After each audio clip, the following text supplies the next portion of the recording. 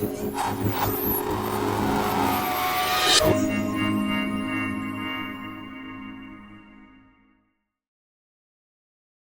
my name is Tom Chatfield. I'm an author, a broadcaster, and a geek. And it is my very great pleasure to be chairing this evening and taking you through, I think, a host of fascinating ideas with a fantastic panel. So I'm going to do as little talking as possible. But briefly, our outline for this evening is I'm going to ask our four speakers to introduce themselves, and then they're going to talk for just a couple of minutes each to set out a few thoughts and challenges and provocations around this theme of getting things done. And then I'll chair a lively discussion between them until about 8 o'clock. And then at 8 o'clock, we will open up to the floor. We'll be handing around roving microphones, and we have half an hour for asking burning questions. So please think up questions, save them up, and do ask them of the panel at 8. And without further ado, beginning on my right, I'd ask our speakers to introduce themselves. Certainly. My name is Paul Harris, and I'm Director of Economic Development for Rolls-Royce, which is an interesting role. So I look at the economic impact that us getting things done has on the countries in which we get those things done. And then we use that information to persuade governments around the world to invest alongside us in new technologies or new skills or new facilities. So that's me. Hello, I'm Vera Glahn. I'm the Managing Director of Design Studio Field. We're a very small, specialized creative studio working at the intersection of art, design, and technology. We do create essentially digital art commissions for big brands. That could sometimes be in a branding context or in advertising. It could be an installation that becomes part of an event or an architectural context. And even though we're providing commercial design services, we take a very artistic approach, and we have quite high expectations in the integrity of our work, which often creates a challenge for our clients, which I think in this context is an interesting start. Hi everyone, my name is Matt Clifford. I'm co-founder and chief executive of Entrepreneur First. We build technology companies from scratch by recruiting the world's best computer scientists and engineers here in London and in Singapore, and helping them build startups. We built about 120 companies over the last 4 years, about half in the machine learning and artificial intelligence space, but all of them with a deep technology component. Hi, Peter Chamley, Director at Arup. I've got responsibility for our infrastructure business here in the UK. So that is everything that we do in highways, rail, power, water. Just north of here, just up the road, is one of my recent projects, Crossrail. So all the Crossrail tunnels, we got that done. Not bad. We did, actually, it was a great, I can talk more about that. I love getting things done in the built environment, building things and seeing improvements to society through more and better infrastructure. And our abilities to be able to get things done efficiently and quickly is actually really important to me, and really important to our firm, and really important to our clients. So we've got some, I can talk forever about some stuff. Fantastic. So as you can see, we've got a very varied panel here. And particularly enticed by what Peter's saying, having not got here through the courtesy of Southern Rail, I feel he could be, I'm going to take his advice. They haven't got things done. And send it to them on social media the moment I leave this. And so I'm going to start with Paul and work down the line. And for my opening question, I've asked the panel briefly to think about the science and art of getting things done is our title. And I wonder whether you feel, Paul, that it is more of a science or more of an art. So, I'm a big fan of Peter Drucker, and I like his phrase that culture eats strategy for breakfast. So for me, as culture is probably more art than science, I think getting things done starts with art. And to illustrate my point about how culture is really the beginning of getting things done, I'm reminded of Yes, Prime Minister. So there was a great scene in Yes, Prime Minister, apologies if there are any civil servants in this evening, where having read a speech prepared for him, Prime Minister Hacker turns to Bernard and says, "Bernard, this speech says absolutely nothing." To which Bernard replies, "Oh, thank you, Prime Minister." "No, Bernard, you don't understand. This will have no impact whatsoever." To which Bernard replies, "You're too kind, Prime Minister, you're too kind." So that for me really underlies that unless there is a culture of getting things done, any amount of science is actually just going to result in inaction rather than action. So that's, in the home of science, that's a controversial starting point, but that's where I start. Fantastic. So the art precedes the science. Indeed. Vera, obviously your background is very kind of richly based in the arts, but I wonder for you whether, when it comes to getting things done, you feel that it's the art or the science or how they relate. I guess for me personally, there's almost two different ways of looking at the question. On the one hand, we do work with data in our work. We use data inputs to create artworks for a branded context. And within that, there is very often, at the start of the process, the expectation that there is some truth in the data that will magically unfold itself when you're starting to work with it. And in truth, the very opposite is the case. It's very much about an intuitive, artistic, human interpretation of the narratives that are in the data. So you still actually need to sift through it and then decide which aspects to focus on. I could also look at it from a different perspective if you're asking me, how does that relate to how you're running your business? And as a very small and agile little team, we're about 10 people in the studio, we don't have to, talk a lot about effectiveness within our own team, but when we're dealing with clients, which could be agencies, could be advertising or design agencies, or it could be big brands, then obviously there's a lot more tension there, bigger infrastructure that kind of feel they make us ineffective. And I think there's a whole area there that is interesting to look at when we're talking about getting things done. So different mentalities for different interactions. And I wonder, Matt, you're obviously in the business of sort of putting together countless small teams, and whether you feel in your experience of doing that, this is something that is more about this gut feel, this art, or whether actually over time it's something you boil down to a science that you are refining to data. Yeah, I think, when I looked at the title for tonight, my immediate response was, well, it depends what the things are to be done. And I was reflecting on our business model, Entrepreneur First, which is to take extremely smart and motivated people and help them build businesses, as you say. And I was reflecting on how different this was from, say, Rolls-Royce. So if Paul builds 100 jet engines and, kind of one of them fails, that's pretty bad, I understand. Not an aviation expert. Technical term, yep. Pretty bad. Yeah, see, I guess that. If I build 100 businesses and 99 fail and one is Google, then my investors will be extremely happy. And I say that, that's kind of in a way obvious, but I think depending on what needs to get done and how you how the impact of that is distributed really shapes the answer. So the way I think about what we do is we operate at very large volume. We aim to build roughly 100 companies a year. There has to be some science in that. You can't. It's more factory than atelier. But on the other hand, the things in our business are people, and they don't want to be done. They want to be treated as individuals and special and important, and they are, precisely because the outcomes can vary so hugely. So we try and think about the science of building companies, but ultimately our customers and the people who work every day are people, and we have to treat them like that too.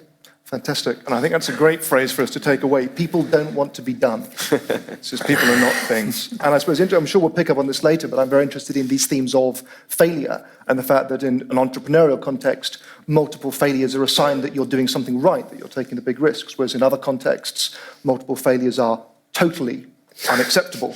And Peter, for you, Crossrail, these massive infrastructure projects, getting things done, where do you find yourself coming down between the science and the art?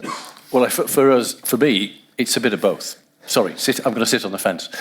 So we deliver projects. Our projects, in terms of design, are delivered by a team. That team could be 2 or 3 people, or it could be into the hundreds. We have a project at the moment working on design of a whole bunch of metro stations where we have probably 1,000 people are working on the project, and maybe about 300 of those 350 are full-time.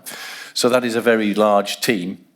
Now, that team will be using a whole bunch of tools that have been developed over many years. They're tools that allow us to design stuff. They're tools that allow us to share information, to share data, and to work efficiently.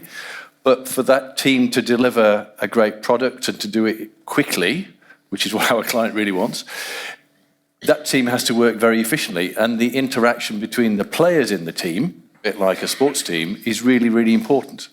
So the science of the technology that we use is absolutely vital, but also the art of putting together a team that works together efficiently is also absolutely vital. And one might say that, well, you can look at the science of how teams work and how individuals relate to one another and what their individual skills are and attributes, and you can put together a team that gets the best out of a bunch of individuals. But really, that's probably a bit more art than science. So for us, the science bit is in the technology that we use to deliver a product. The art is very much in making sure that we've got the right people capable of delivering that as a team. And quite frequently, we find that you put 3 or 4 people together in one team and they'll work perfectly, and you take one person out and put another one in, and suddenly the whole thing falls apart. So the art of making sure that that team works and gels is really, for us, is absolutely vital. But we have to couple it with fantastic technology. So it's a bit of both. Thank you very much.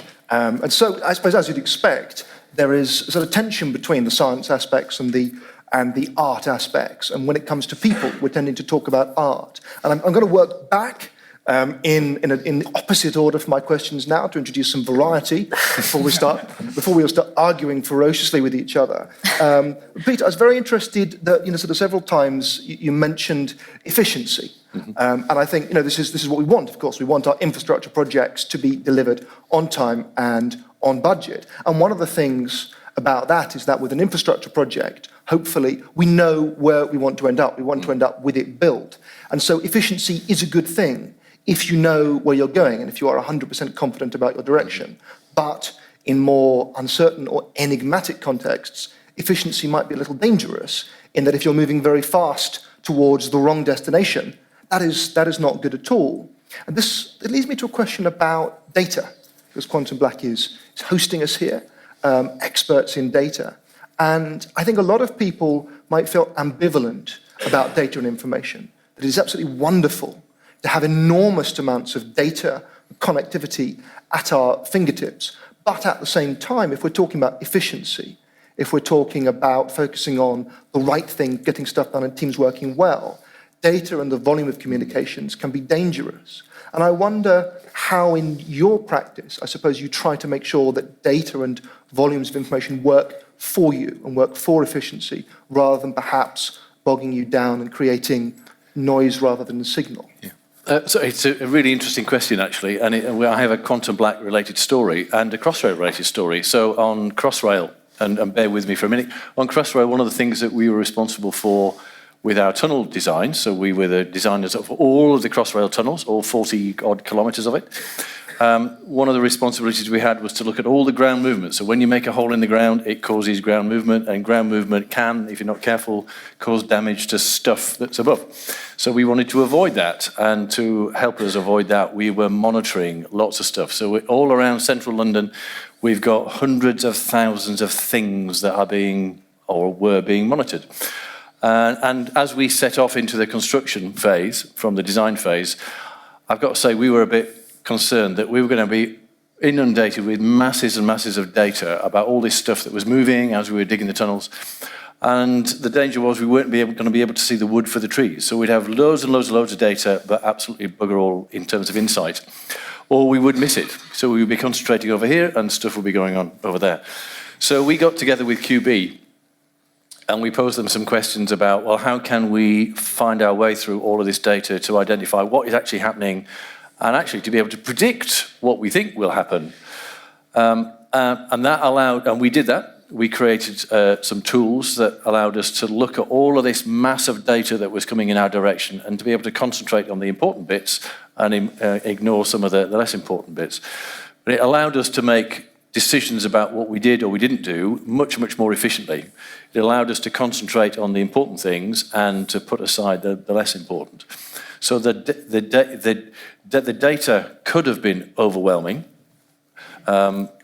But by applying the right sort of analytics to it, the data became extremely useful to us, and it allowed us to tailor what we were doing in terms of monitoring the movements and carrying out the excavations to tailor the efficiency of that operation. So without the data and without the analytics, we would have been much less efficient in what we were doing in terms of digging those tunnels.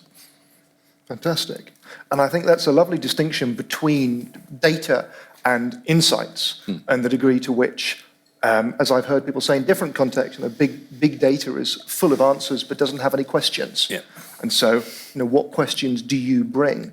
Matt, I was thinking about what you do, and one of the questions that interests me in the context of getting things done is whether, when you look at the many different entrepreneurs you've dealt with and seen sort of grow and found companies, whether you would have any sort of rules of thumb, if you like, for the difference between the kind of people or companies that get things done, what they do culturally, and perhaps those that don't get things done, that have good intentions but don't deliver on what the gulf might be between these things. Yeah, I mean, I'm not just saying this because of the title of the talk, but the number one thing that we track in the very early stage of a business, in the first 3 months, is productivity. Because actually, before you know whether the ideas are any good, it's kind of silly to track conventional business metrics. You could be measuring entirely the wrong thing, but one thing that has to be there from the beginning is that people get things done. And therefore, for us, if we can increase productivity among early stage startup teams, that's hugely valuable for us. I mean, I think we've seen sort of 3 big drivers of productivity in early stage founders. One is what we call founder idea fit. And by that, what we mean is, I think we have this like popular myth of the generic genius entrepreneur who could start any business. The kind of, the idea that Steve Jobs would have been just as comfortable starting, any other of the, big technology businesses. We think that's basically rubbish, and really equally rubbish is the idea that there are generically good ideas. One of the occupational hazards of working in venture capital is whenever you meet relations who you haven't seen for a while, they'll pitch you their ideas. And usually they'll tell you that the thing that just sold for $1 billion, they had that idea too. And they're probably right, but of course, this is the essence of founder idea fit. It's a little bit like modern art. You can say that you could have done it, but you didn't, and that's quite significant. And so founder idea fit drives productivity. You either are or aren't an appropriate founder for a particular idea, and if you are, you're much more likely to be productive, and we see that very clearly. Second, and relatedly, our absolute obsession at Entrepreneur First is this idea, which we call edge, which is if you're going to start, as we do, with individuals before they even have a company and try and work out whether they should build a company, and if so, what it should be, what you really want to know is what that person's individual competitive advantage is. You want to know what are they likely to be better at than any founder in the likely pool of founders who are going to be competing with them. We found that founders that work on their edges, founders that work in areas where they have very deep background, very deep skills, very deep knowledge, are way more productive than those that don't, because it gives them a head start. Starting a company is so difficult that making, having the idea that, you're just going to get into the shower one day, close your eyes, and a light bulb metaphorically will go on above your head and you'll have a great idea. That's rubbish too. The idea that you work on has to come out of your edge. The third and final one is measurement and accountability. Sounds very boring. We think of, again, kind of founders as these kind of superheroes. I think that's a very dangerous myth. In fact, founders generally just set goals, they're stretch goals, they measure themselves against them at frequent intervals, they have someone who holds them to account for that, and they test whether or not they are productive. And measuring something tends to improve it. And that's what we see even in the context of early stage technology companies. Fantastic, thank you. Founder idea fit, edge, and accountability. You can write those down, and then you can use them to shoot down in flames all the company ideas that get pitched to you over Christmas dinner. And I love where you're coming from on that, because to me, partly sounds like what one is doing there is trying to sort of get rid of some dangerous magical thinking around entrepreneurship, companies, creativity, and achievement. The sort of Steve Jobs model that Steve Jobs floated in on wings of genius and would have been fantastic running a pet store or a video shop or the government or whatever. And Vera, you mentioned the word magic when you were talking at the start, again in the context of disenchantment, I guess, of saying to people, look, data isn't magic, and in a way science isn't magic, that actually there's something we need to bring to this. There's some false consciousness we need to get rid of if we're going to get on with the real work. Yeah. And I wonder if you could talk us a little bit through that sort of process of creative disenchantment you engage in with clients, if you like. Oh, okay. I was actually going to pick up on your idea of metrics as well, because that's something that we're confronted with quite often. It's probably an answer to your question anyways. I think, in the world of design and visual communication, even advertising, people, you deal with an aesthetic material, and you deal with stories and narratives and emotions of people in their response to them. But people really try to put everything into metrics, to measure things, and my experience is that the bigger the structures, the more people cling on to these metrics and try to kind of use them as a basis of justification for the quality of the work. And in our experience, especially with bigger entities such as agencies, this always leads to a culture where decisions are being made by consensus. And you don't get big, bold, innovative results if you make decisions by consensus. And in our industry and in our field of work, I really perceive that as a prohibitive element or energy.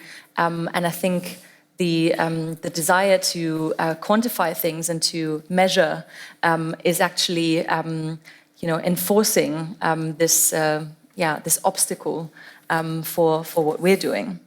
And I think to pick up on your question, when clients want to work with data and they come to us to create visual artworks using that data, it's often, say, financial companies, people who deal with very, very abstract things. And it's a great context to create new metaphors for this complexity that has become commonplace in our world, and we're losing a lot of the visual metaphors that we used to, because things are not objects anymore. So we need to have new ones, and maybe they can just be illustrations or movement or abstract graphical artworks. But then people come to us and say, we're sitting on this mountain of data, and we want you to take that away and create something that is really artistic and expressive, but also contain the entire truth. And I'm not even exaggerating. Very often in the first conversations, people imagine a black box that is an algorithm or an analytics tool or a visualization algorithm that you pour data in and then you get an artwork out. And that's not the case. It's very much a design process where the data is one of the tools that we're using, and the conversations are about finding out what our clients actually want to be speaking about, and then using the data to underpin that notion. And I think creating an awareness that we don't want to create infographics, because infographics are not emotionally engaging. We want to create something that is as emotionally engaging as potentially the data or the process that is charted in the data. So the numbers are a format of abstraction that we're trying to translate back into something that we can actually deal with, that we can touch, so to say, or that triggers an emotional response. And to help us imagine things, could you give us an example of one of the artworks you worked on? Because I think for a lot of people, the idea of an emotional connection with data, unless it's maybe goals, is quite hard to grasp. So what's an example of the kind of thing that comes out of this? One quite successful example was for an algorithmic trading company based here in London, and they said, okay, we're redesigning our identity, and what we're doing is all about analyzing data and finding understanding in it. So we want to create a series of illustrations, still and moving, that kind of emphasize this complexity, that bring about why we are fascinated about our work, even if we don't, if we can't bring it into a format that other people can relate to.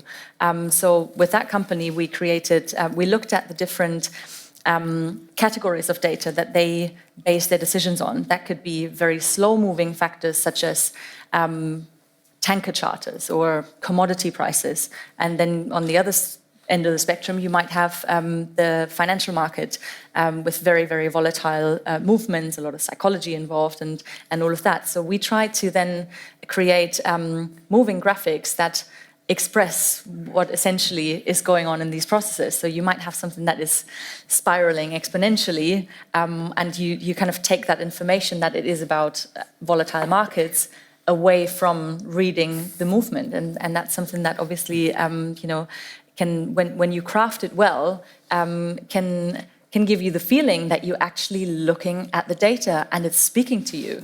But what is speaking to you is a design decision that has been made by an artist.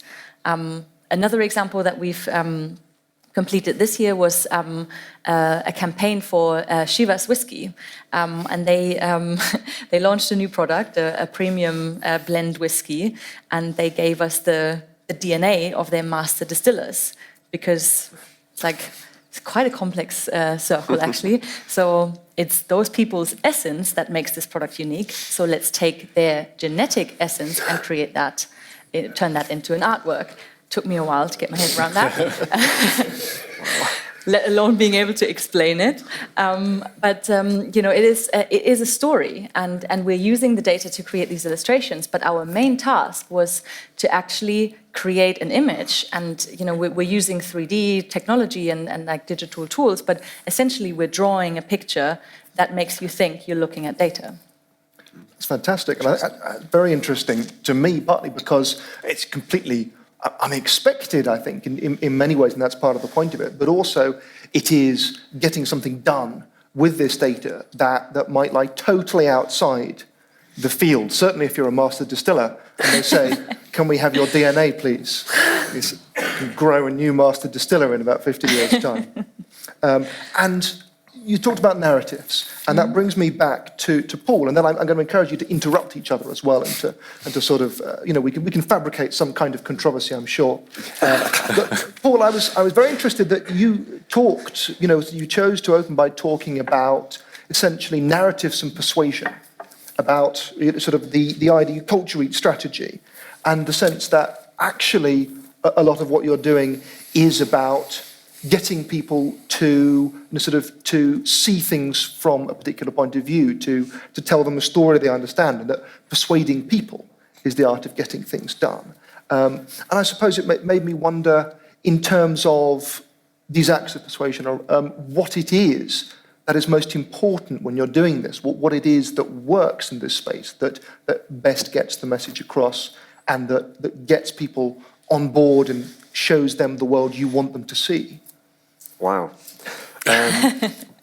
So I think in terms of persuasion, there is there's an art to it, but there is a science to it as well. And certainly when we look at the way that we use our data and our customers' data, ultimately they're entrusting us with their operations, and so distilling the enormous amounts of data down to pieces of insight that you can then persuade somebody this is the right thing to do for your operation is what a lot of our service offerings are around. So, the average aircraft produces a couple of terabytes of data every flight. Quite a lot of that comes from the engines, but actually what you want to know is, what should I do to maximize the operability of that aircraft?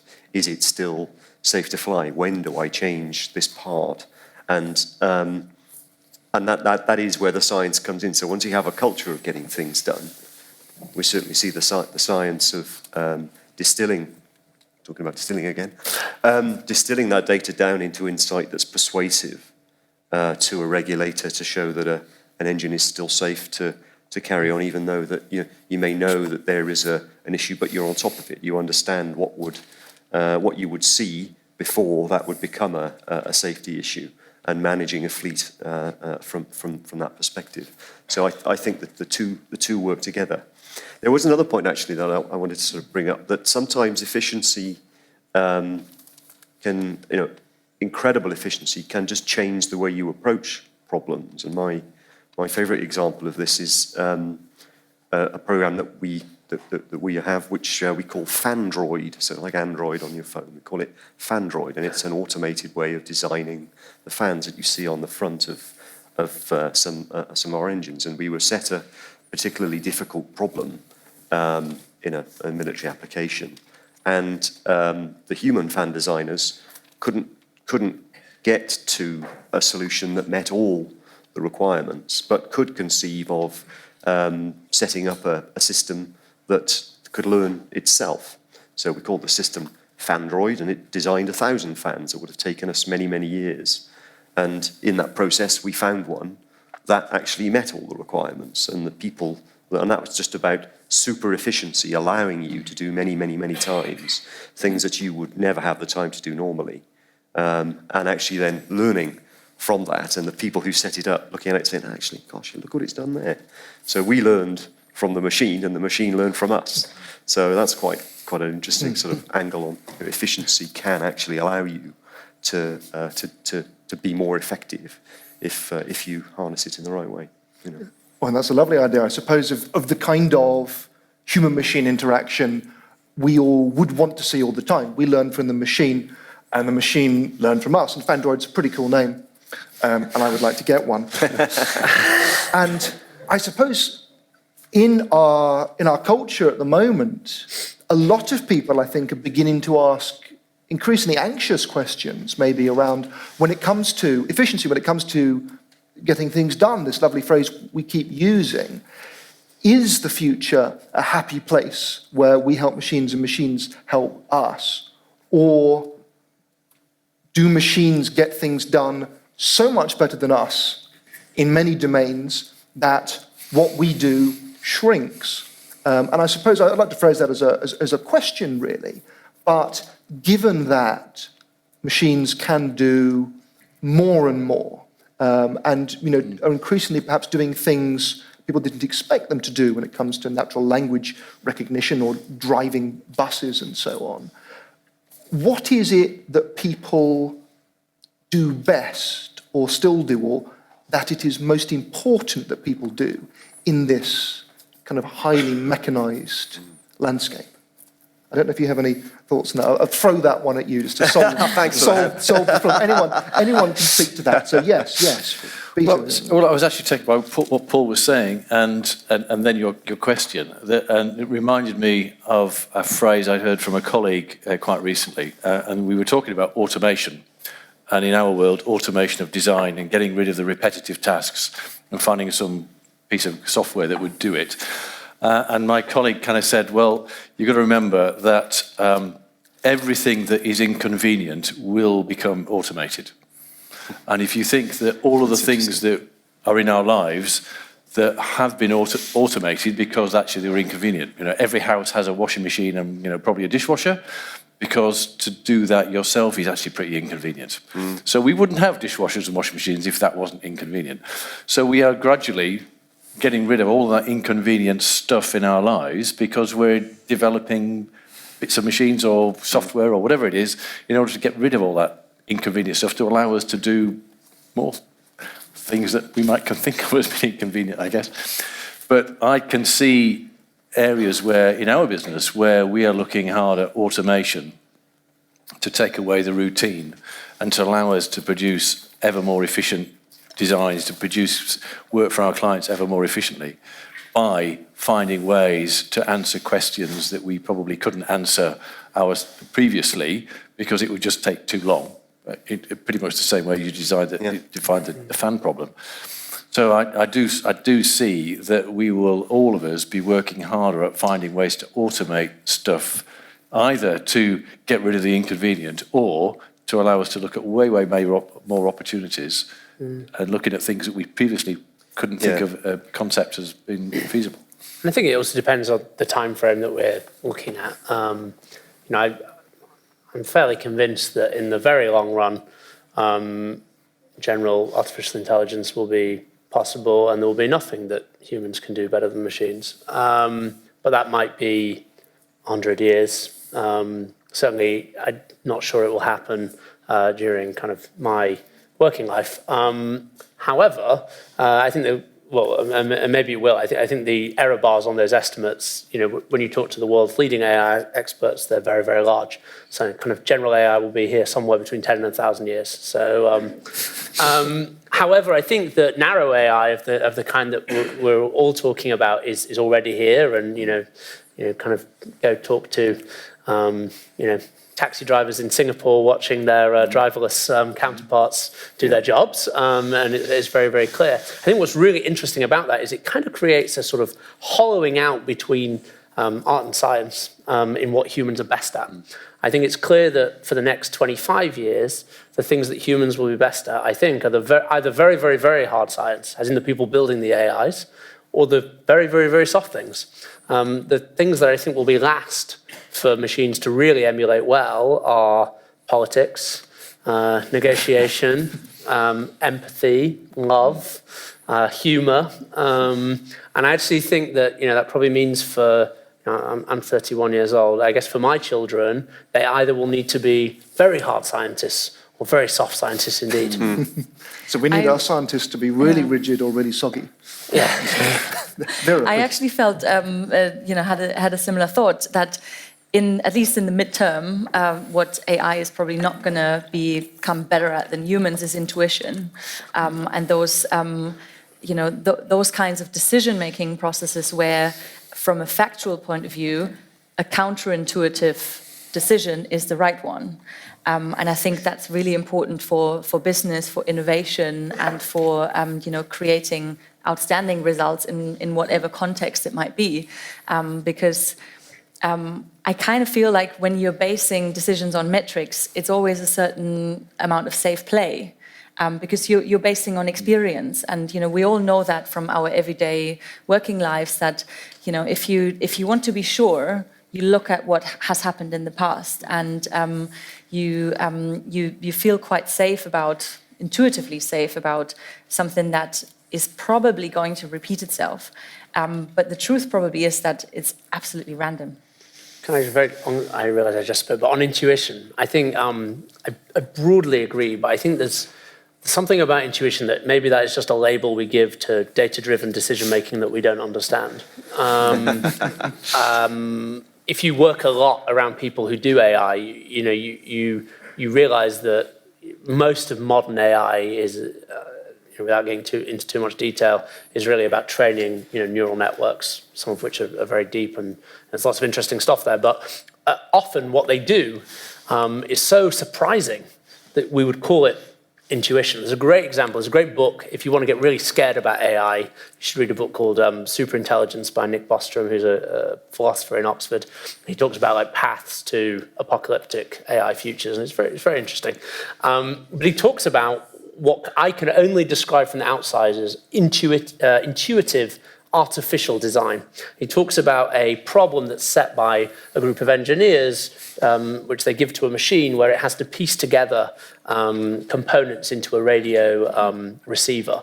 And they look at its best outcome, that it runs many, many iterations, and it comes out with this outcome. And they look at it and they say, we must have misspecified the problem or something, because the components aren't even joined up.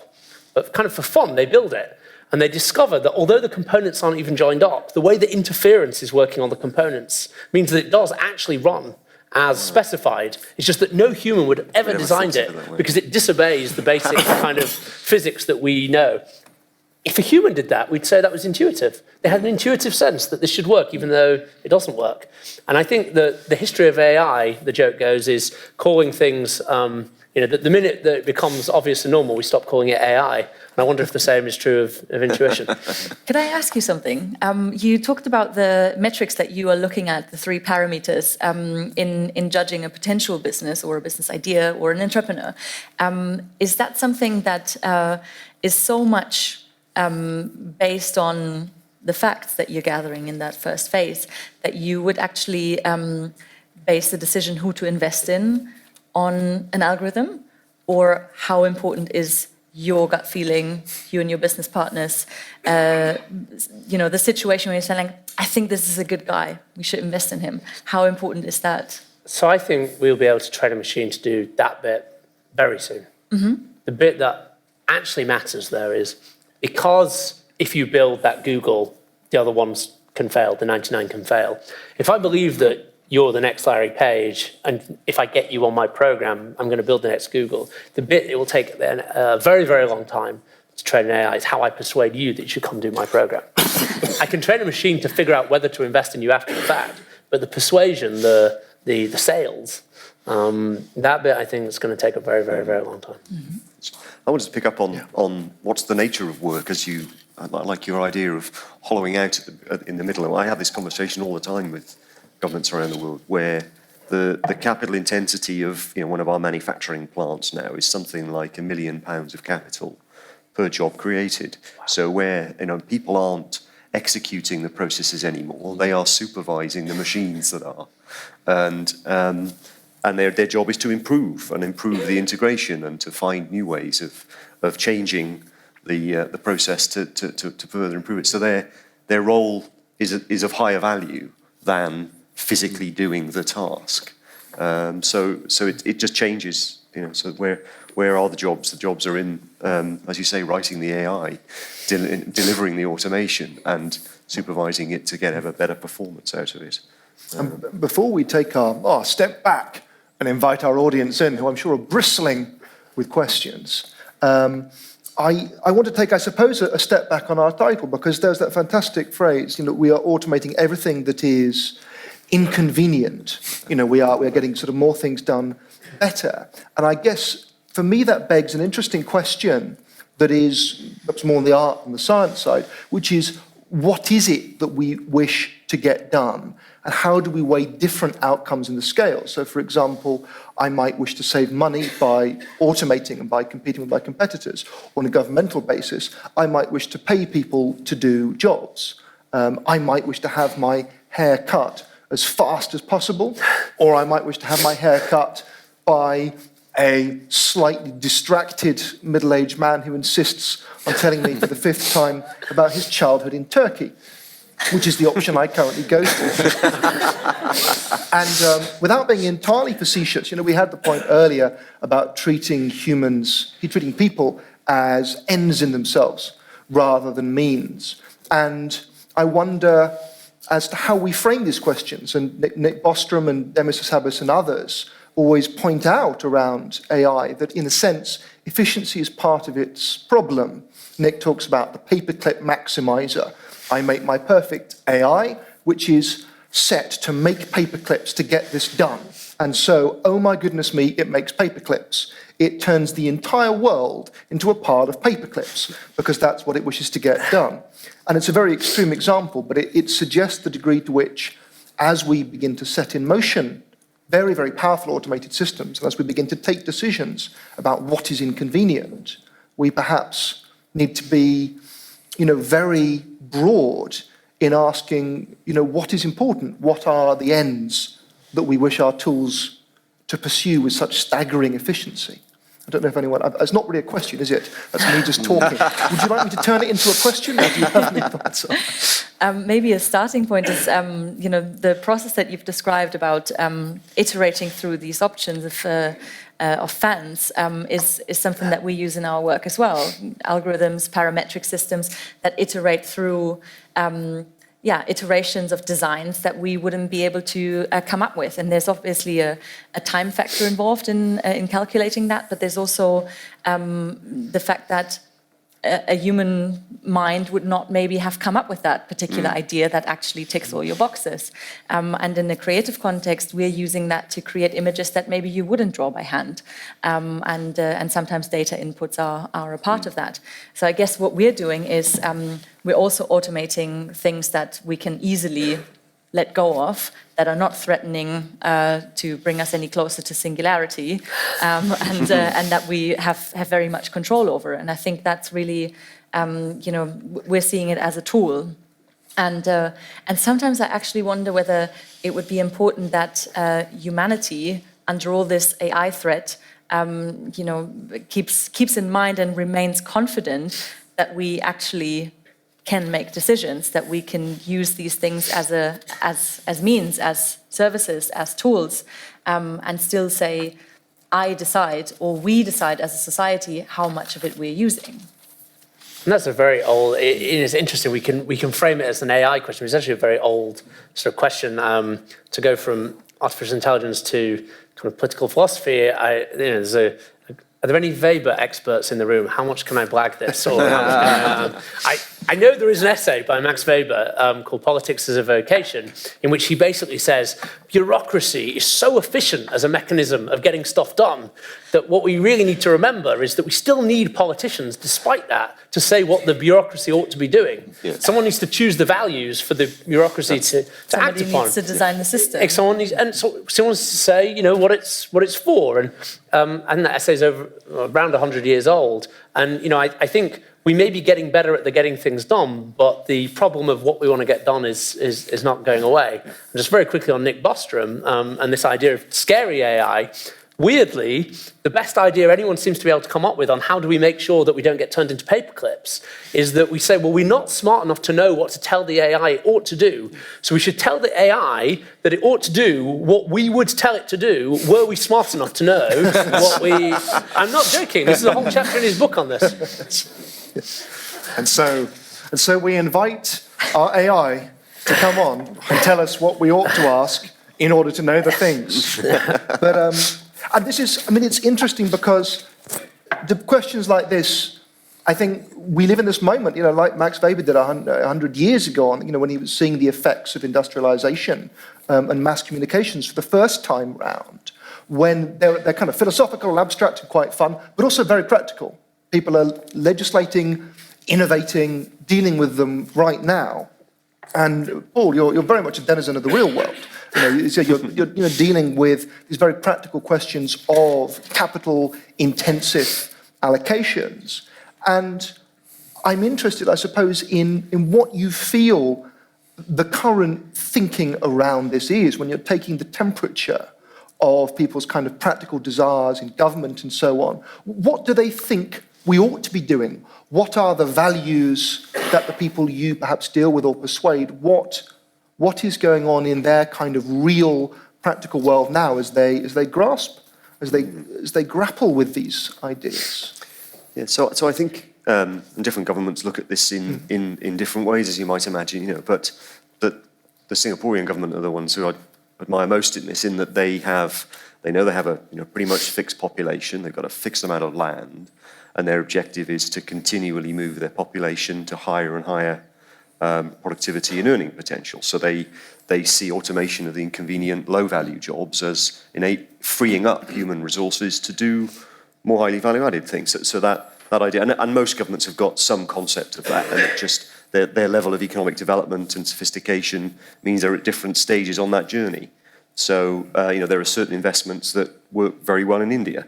There are other investments that don't work at all well in India. But there's a profile of what an investment is able to deliver in terms of its profile of value added, and there's a context in which you're making that investment where the population can benefit from that. So it's a sort of matching kind of process. And I think the governments that do well in attracting investments and growing their economies are the ones that are clearest about what they're trying to achieve, how they can exploit future advances in automation, AI, whatever else, to the benefit of where they want to move their population. So again, there is this, who decides what you point these amazing tools at? If you send them in the right direction, we will end up as paper clips. If there's a profile you're after, then look for the investments that are going to get you there.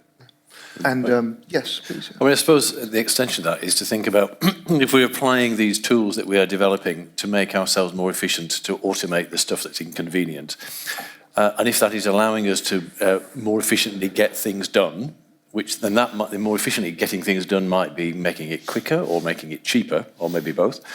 You've then got to decide, well, what do we do with the fact that we've done it quicker and we've done it cheaper? Yeah. Do we take that and go, that's what I wanted it quicker? Or do we say, actually, I'm prepared to spend the same amount of money, but I want it better. I want it better, yeah, I'll do it again. So yeah, it's- or I want more of that same thing. So, and I think that one of the difficulties is that many clients, be that governments or private organisations, get into a quandary of, I can do it cheaper and I can do it quicker, but is that actually what I want? Do I actually want something that is better? Yeah. And where do I apply the value? What is the value in that investment I've made in the technology? Is it something quicker? It's the classic discussion between the engineering director and the finance director, isn't it? You know, so I gave you all this money to buy these really fast computers so that you could design my engines more quickly and more cheaply. But you don't seem to be doing that. No, well, we're getting better engines now. Yes. You know, so when will I see the savings? Well, you may or you may not. But you may say, a very Bernard kind of a moment, you know. So I've created a higher value product. Exactly. Because I have all the smart computers. Yes. Yeah. I think in that context, it is really important, though, to maybe also take a step back and we're talking a lot about effectiveness, but what are the values that are behind what we're calling effective? Yeah. You know, if we're talking about better only to sell it for a higher price, we're still dominated by economic parameters only. Whereas, you know, when you're speaking about infrastructure, for example, or safety, then there are a lot of different values at play, you know, improving lives through infrastructure, for example.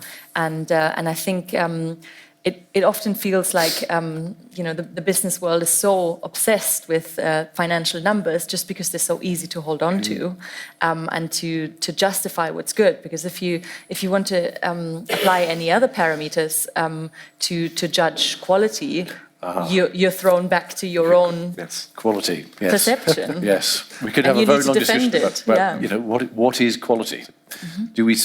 How do we define quality? Is it the aesthetic of the product? Is it the fact that you got it cheaply and quickly? That's a quality product, or is it something a bit more intangible? And I think the whole question of where we spend our money or where we apply our innovation to create something of quality is a very difficult conversation to have. Because quality is everybody's view of quality is something very different. But I think that we often shy away from it for exactly that reason, because other parameters are more easily to compare. And maybe at the point when everything inconvenient is automated, we're going to actually be bored so much that we can finally talk about these things. What happens when these stakeholders change their mind, or they throw, you know, new concepts or new ideas that stop you in your tracks? What do you do?